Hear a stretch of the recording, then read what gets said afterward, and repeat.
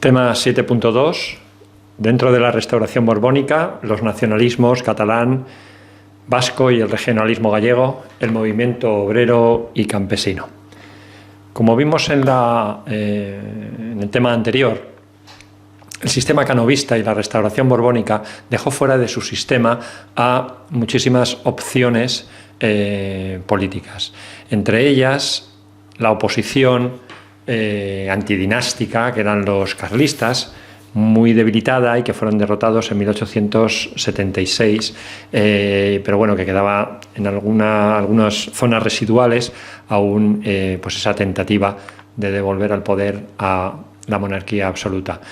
Por otro lado estaban los republicanos, muy divididos entre unitaristas, republicanos federales, y que bueno, que algunos de ellos acabaron colaborando con Sagasta, como Emilio Castelar. Luego tenemos efectivamente el regionalismo y el nacionalismo, con objetivos bastante moderados y con diferencias en cuanto a sus peticiones en los distintos territorios, que planteaban un modelo distinto al modelo liberal centralista. De todos ellos, el movimiento más interesante o más potente era el movimiento catalán. En todos los nacionalismos, todos ellos aparecen evidentemente dentro de la corriente del romanticismo, de aprecio por el pasado, de aprecio por una tierra, por una cultura particular, y con una tendencia muy clara a la diferenciación de la creación de un, digamos, sentimiento nacional españolista o español. Todos empiezan como movimientos culturales y de ahí harán un trasvase a peticiones que tienen que ver con la política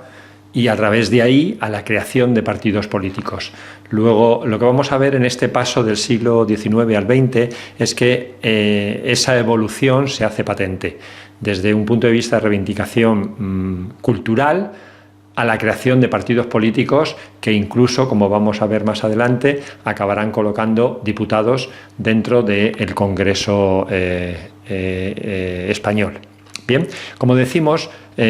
quizás el más significativo en este momento sea pues, el movimiento catalán, que empezó con un movimiento intelectual, como fue la Renacença,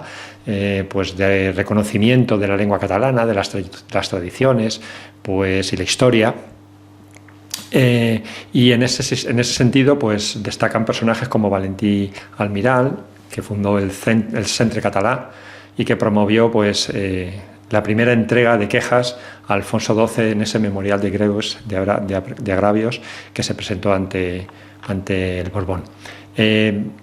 1891 se creó la Unió Catalana, que estableció el primer programa del catalanismo, lo que se llamaron las bases de Manresa en 1892, y que efectivamente pues, presenta unas demandas al Estado español.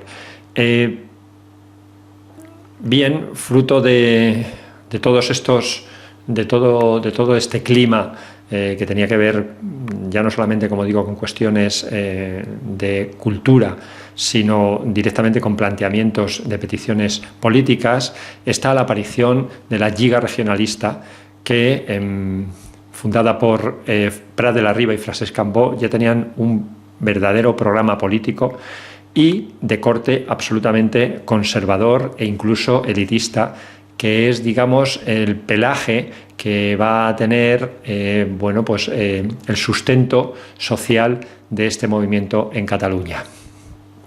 Aquí tenemos una portada de esa revista de la Renacença y también podemos ver en el documento que hay al lado cómo efectivamente las pretensiones de este catalanismo inicial no son unas pretensiones ni mucho menos independentistas, sino de reivindicación, incluso de proteccionismo para la industria textil catalana, el libre cambio, etcétera. Aquí tenemos a estos personajes, Vicent Almirall y Verdaguer desde el punto de vista cultural, y Prat de la Riba y Cambó, que dan ese giro hacia la política, formando ese primer partido nacionalista catalán, la Lliga Regionalista. Las bases de Manresa de 1892, como hemos dicho antes, ya es un planteamiento de peticiones de carácter político, en donde bueno, pues se solicita, aparte de que el catalán sea la lengua única, pues verdaderamente digamos que se plantea un autogobierno dentro del Estado español, pero incluso con legislaciones particulares para Cataluña. Efectivamente, este movimiento nacionalista catalán será muy importante en el futuro, cuando vayan configurándose ya no solamente peticiones nacionalistas desde el ámbito de la burguesía más conservadora, sino que se vayan filtrando estas peticiones pues hacia otros movimientos ideológicos de un corte más popular. Aquí tenemos esa caricatura hacia Cambó, pues porque bueno, pues es la figura, digamos, que políticamente era más destacable de este movimiento. El nacionalismo vasco tenía una característica un tanto diferenciadora. Primero, no fue tan digamos, coral o tan grupal la creación de ese nacionalismo. Hay claramente una figura que destaca, que es la figura de Sabino Arana, que en 1895 crea el Partido Nacionalista Vasco. A diferencia del catalanismo y de otros movimientos como en Galicia, Sabino Arana se caracteriza por ser bastante más radical, incluso a veces podríamos hablar de cierto racismo, antiliberal, antiespañolista, y el objetivo primario era el independentismo. Todos los nacionalismos, todos de todo corte, tienen esta visión de rechazo hacia el otro. En el caso del nacionalismo vasco y el nacionalismo catalán, pues tienen una potencia en ese sentido vital, la llegada con la industrialización de personas de otras zonas de España en un número muy considerable, que digamos, bueno, pues hizo en el mejor de los casos y con una lectura positiva revalorizar la cultura de esas zonas, pero que evidentemente supuso un rechazo hacia esa otra población. Los éxitos del PNV fueron bastante importantes desde el punto de vista electoral y bueno, pues junto a Sabino Arana también hay que destacar a una persona que defendió la tradición fuerista, como fue Ramón de la Sota. El regionalismo gallego se desarrolla pues a partir del Renacimiento cultural también y bueno, pues entre sus figuras tenemos la tendencia tradicionalista de Alfredo Brañas y, por otro lado, otra tendencia liberal más democrática de Manuel Martínez Murguía, porque evidentemente en todos los casos el nacionalismo tiene una doble base en estos tres puntos, que es una base urbana, burguesa, pero también un apoyo desde el punto de vista rural, rural bastante más conservador. Aquí tenemos a ese fundador, a Sabino Arana, y bueno, pues con un pensamiento verdaderamente pues antiliberal, como puede ser su lema de Dios y ley vieja. Incluso con un tinte, como decíamos, algo racista, porque bueno, pues debido a ciertas características fisionómicas del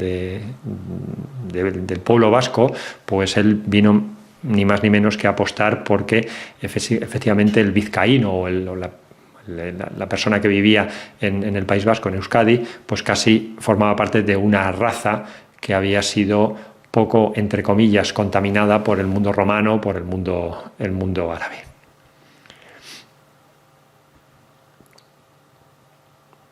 Todos estos movimientos nacionalistas son, como digo, conservadores y muchos de ellos están muy unidos a un pensamiento religioso católico.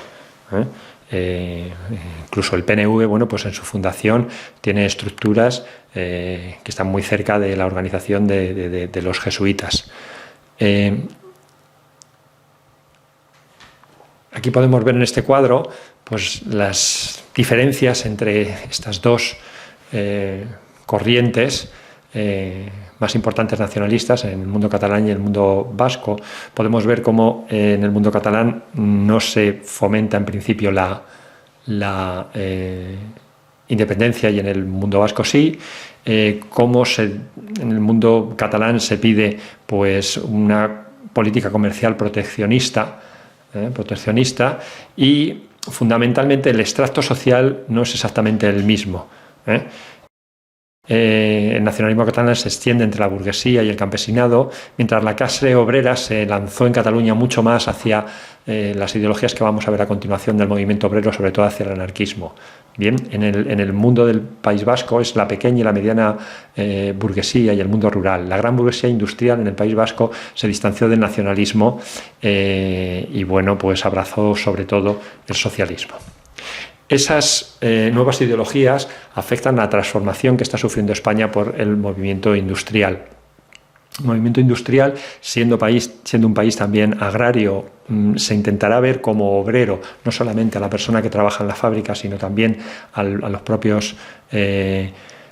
campesinos, y bueno, pues evidentemente este proceso de industrialización había creado pues el caldo de cultivo para que las ideologías de izquierdas bueno, pues fueran penetrando a veces de una manera bastante rápida entre todo ese proletariado analfabeto que había ido a vivir desde el campo, desde el mundo rural a la ciudad. Los primeros intentos de asociación en este sentido fueron lo que se llamaron las asociaciones de ayuda mutua, pero que inmediatamente fueron prohibidas, y en 1855 se provoca la primera huelga general. Es una huelga que se da en Barcelona, es una huelga general a nivel estatal. Esas reivindicaciones pues incluso ya no se planteaban a los empresarios, sino que se planteaban directamente al Estado español, y esa conciencia que se fue creando pues fue desarrollándose, y desde ese punto de vista pues se consiguieron, pues por ejemplo, la aprobación de la Ley de Asociaciones en 1887, donde los partidos obreros se podían empezar a organizar legalmente. El movimiento obrero se extendió internacionalmente entre socialistas, marxistas, anarquistas, y más tarde pues aparecerán también los comunistas. En España, fundamentalmente, el socialismo vino a partir de Paul Lafargue, que dio origen a través de Pablo Iglesias al Partido Socialista Obrero Español, fundado en 1879, que hablaba de revolución obrera, aunque luego veremos cómo a lo largo de la historia pues renunció a esa